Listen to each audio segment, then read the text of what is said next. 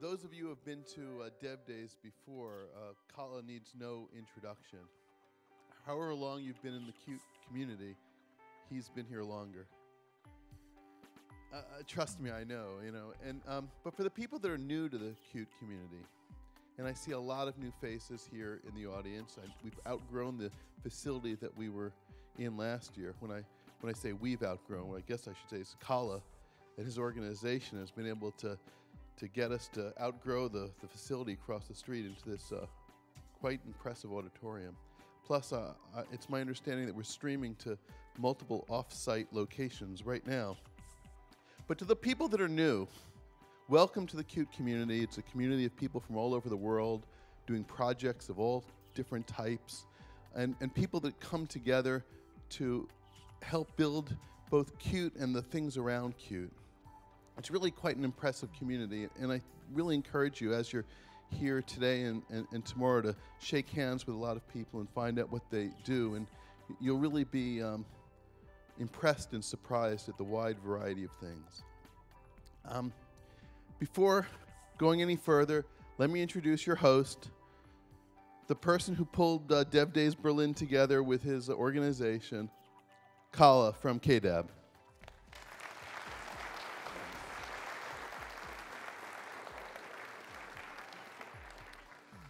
Thank you, Peter Man, and welcome, ladies and gentlemen, to the 10th Qt Developer Days.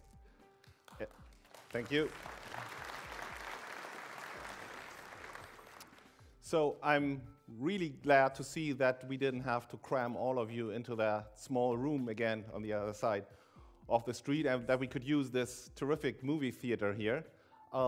As many of you may not know, this was the prime movie theater in communist East Germany. So you're sitting in the room, and especially some of the luminaries in the front row, you're sitting on those seats that the East German government was sitting on when they were having the first screenings of movies that were celebrating their eternal and unbreakable friendship with the Soviet Union. So isn't this a fitting venue to celebrate our eternal and unbreakable friendship with Qt?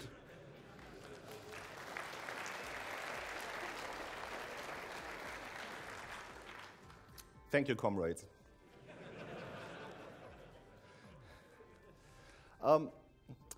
As Peter has mentioned, we are streaming some of this morning's presentations in this room to two different venues. We are streaming to Amish Man Back, which is about half a mile from here in roughly that direction, where the starter edition is going on. So I'm waving. Hi, everybody at Amish Man Back. I hope you can see me now. And we're also streaming this across the street to Caf Moscow, to the poor and dedicated souls who are there on booth duty or cloak duty or reception duty. They could use a hand right now, by the way.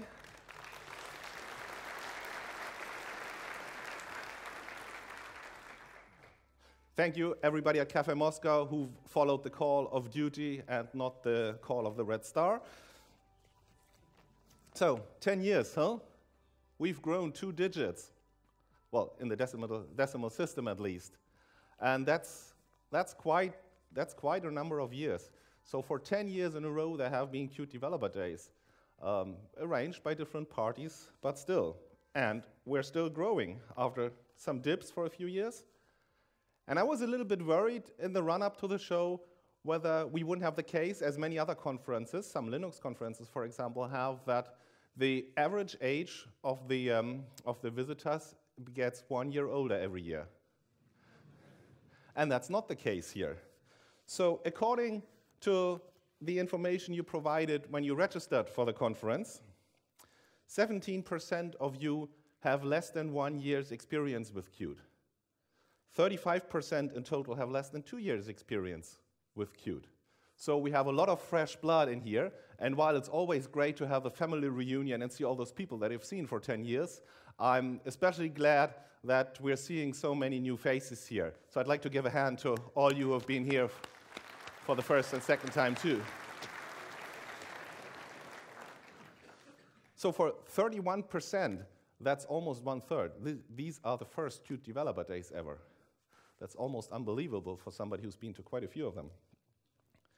So 35% have used Qt for less than 2 years. So they have never even actively been in the Nokia times. Sorry, my phone is ringing. First I thought it was my pacemaker because I've got it on vibration. Sorry, just a second. Yeah, Mom, okay, that's cool. Yeah, Mom, I won't do it again, and I did brush my teeth. Love you too. Okay, Mom, I'm talking to an audience here, right? Okay. So, my mom says I shouldn't trot on a man who's fallen down, so I won't make any more Nokia jokes right here.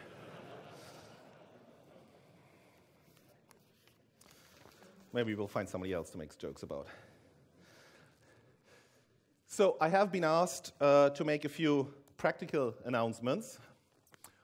All you who have signed up for the main Qt Developer Days are also very welcome to visit the tracks that we have at the starter edition at Amish Man Back.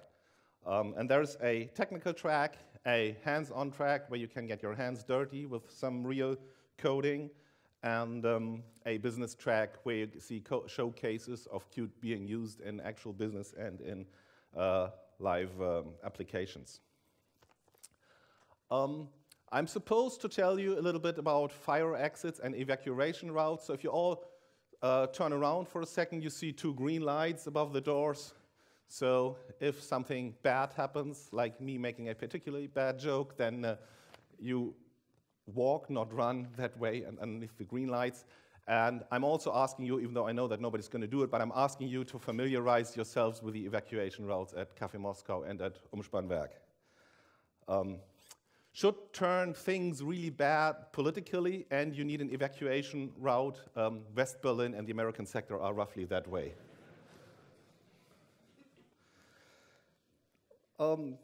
We have 2 locations for meals at Caf Moscow.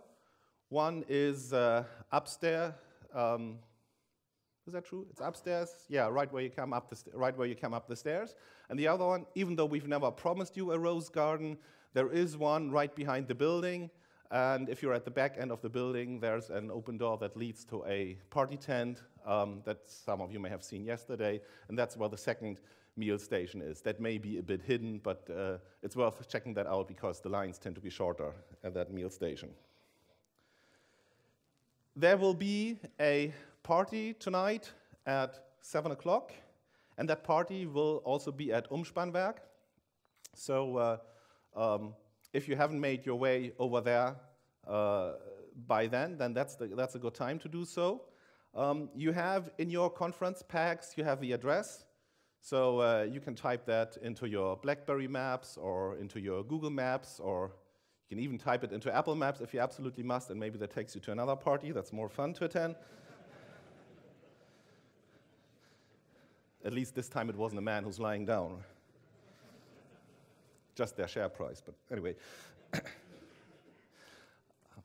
And if you want to use more conventional means of navigation, there will be markers on the pavement between Caf Moscow and Amish Man Back that you can just follow, and it should take about 5 to 8 minutes to walk over there from Caf Moscow.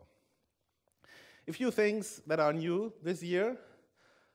We have lightning talks, and they will go between 5 and 6 tonight. And you have to pick a set of 5 talks. You find which talks are available in your conference program because there's no time to move between rooms in between. And after each talk, the session host will give you a voting sheet with different categories where you can grade the presenters. And you will be asked to grade them immediately after their lightning talk, and the session host will collect the sheets. And then for each of the 3 categories, and I leave it to you to find out which the 3 categories are, we'll count the votes, or we count the grades, and then there will be one winner, and those 3 winners will give their lightning talks again in the closing ceremony on Wednesday night. There will also be, for the first time ever, a Qt Community Award. In the running up to this conference, we've asked for nominations, and we got 15 nominations of 15 different people, and there were 4 who had way more votes than the other 11. So those 4 are the ones that you can vote for. And those are Tiago Macera from Intel, who's also known as the guy who can tell you which Qt version you're using by reading the S-trace output. David Four from KDAB, Bogdan Vatra, who wrote the pretty much single-handedly the first Android port of Qt, and Lars Knoll, who's sitting here at the front and who you are going to listen to in just an hour or so. So these four you can vote for the first Qt Community Awards, and we will also count, and you have to do this by tonight, 5 o'clock, I believe. There's a ballot box on the registration desk over at Caf Moscow, and you will find the ballot sheets in your conference pack. And remember to cast your vote by this afternoon, and we'll also count the votes, and the community award will be given out during the closing ceremony. Another thing that's new this year is that a couple of our guys were had the idea that, well, other big conferences have an app. Since you can write mobile apps with Qt, why don't we do one? This is not something that we planned for a long time and assigned resources to, but it's more something that we wanted to see how far we can take it just in our spare time, or just in a few people's spare time who were interested in doing that. So there is a Qt Developer Days app, which basically shows you the program and has the map of where different rooms at Caf Moscow are, and so on. And it's available for the two mobile platforms that Qt runs best on, BB10 and Android, and you can download that app from the respective app stores if you haven't done so already. Right, I think this is the end of the announcements I was supposed to make. So I'm ever so slowly handing over to Tommy Leiting, the Senior Vice President, International Products at Digia Qt. And Tommy's got the talk with the longest title this morning, and it is Breaking Down Technology and Application Silos. I couldn't actually remember all of it. I need to look at this. Qt at the forefront of future-proof modern application development. So please give a big hand to Tommy Leiting.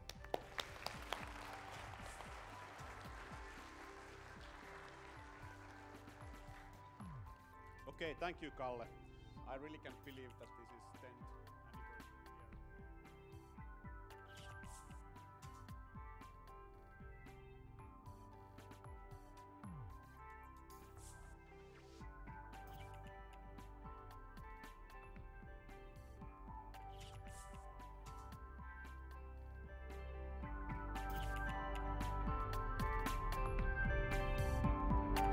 year.